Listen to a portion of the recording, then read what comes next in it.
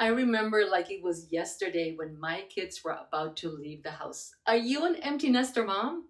You might get a little nervous wondering what will be happening in your second half of life as an empty nester.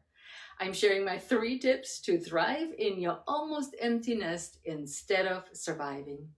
I've been an empty nester for many years, raising my kids as a single mom.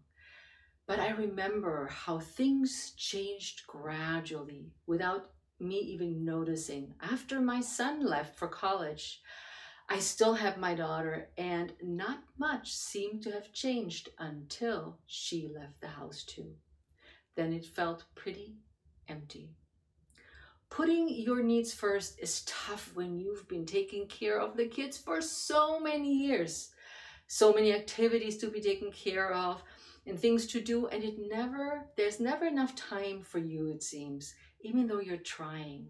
I know raising our kids to be amazing humans, it's such a wonderful goal in life. But you know that the kids will leave at some point and have a life of their own. Now it's your time to take on the second half of life and create the life that you might have been dreaming of. Remember how excited you were when you left home. Know that they are not trying to hurt us by moving out. Share how you feel, but be excited for them. As your life changes, your relationships change as well.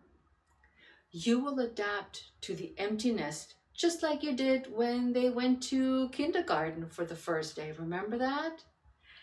It's time to find something for yourself instead. So focus on you, not on the child that just has left the nest. So here are my 3 tips to thrive in your almost empty nest instead of just surviving. Number 1, invest in yourself. And I call this bring on the bucket list. Don't make your kids your life. Make sure you have a life of your own. Start planning for them leaving before they leave. What are you going to do? How are you going to spend the extra time you have? Do you have a bucket list? I started dancing, salsa dancing. I love to dance, and I thought, heck, be great to meet new people, get a little exercise, and dance salsa. So I went a couple of times a week, took classes. On the weekends, I met my friends. We all loved it, including the kids. If you admire women who have a regular workout routine that fits their lifestyle, then it's time now to explore what might work for you. You don't need to go to the gym or have a gym membership that you never use, or a class you only drop in a blue moon because it sounded like a good idea. Find something that you enjoy and keep doing what you enjoy. Or perhaps you want to take a cooking class. You always wanted to learn cook Indian food, but the kids thought it was too spicy, would never eat it, so that went by the wayside. So maybe now it's the time. Have some plans in place at least 6 months before they leave. And even with prep, it's all going to be a little strange, a little crazy. Enjoy the me time and explore what it is that you want to do without guilt. Number 2 is reconnect to who you are now. You may have, like I have, identified being the soccer mom or somebody else like the stay-at-home dad. And you scratch your head now and say, how do I fit into this world now? Some parents experience an overwhelming sense of grief when their kids leave and don't know what to do with the extra time. Others are depressed because they feel lonely, or we feel old now that we have raised our kids and think that we don't have a purpose anymore. Now what? Instead, get rid of your baggage that holds you back and move forward with vigor.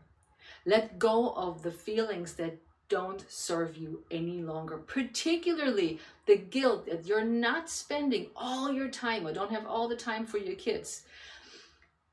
Think actually you want to be selfish and use that time for you and the activities that you want to do. Now is the time to point yourself in the direction of a meaningful adult relationships of fun and adventure.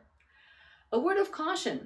Some people want you to be a certain way as an empty nester, Don't let them pull you off course and start planning now.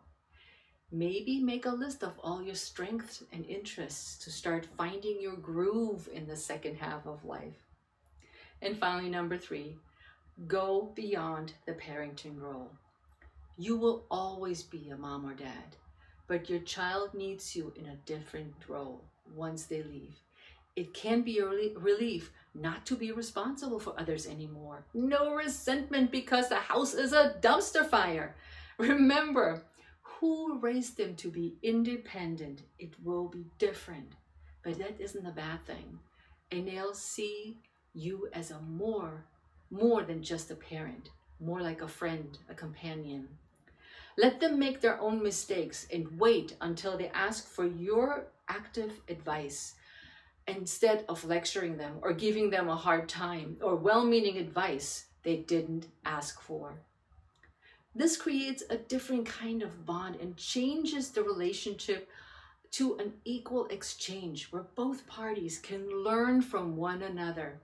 Start making changes now, and perhaps your health and fitness needs an overhaul. Start there and grab your 5 for 50 Kickstarter. It's free for women over 50, and start doing something that is good for you. I'm Heike Yates, a fitness and nutrition coach for women over 50 that are empty nesters.